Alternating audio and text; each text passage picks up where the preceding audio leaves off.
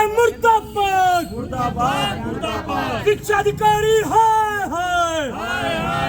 शिक्षा की दलाली नहीं चलेगी, नहीं चलेगी नहीं चलेगी, छात्रों के भविष्य के साथ खिलवाड़ नहीं चलेगा, नहीं चलेगा नहीं चलेगा। छात्रों के भविष्य के साथ खिलवाड़ नहीं। बता देते अपने परिचय, हम लोग छात्रों के हित में काम करते हैं।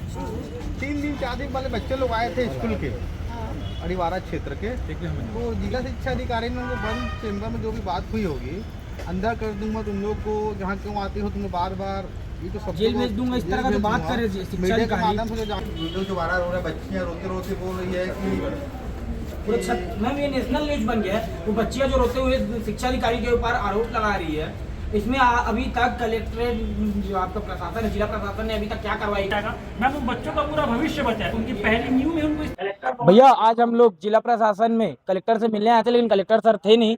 जो 2 दिन पूर्व राजनांदगांव जिले के डोंगरगांव क्षेत्र के आलीवारा में की बच्चियां जो स्कूल के अपनी समस्याओं को लेकर शिक्षा अधिकारी से मिलने आई थी, लेकिन शिक्षा अधिकारी ने उन्हें डरा धमकाकर कहा कि आप लोग इतना ज्ञान कहां से ले आए हो, मैं आप लोग को जेल भेज दूंगा, आप लोग के ऊपर कड़ी कार्रवाई करूंगा।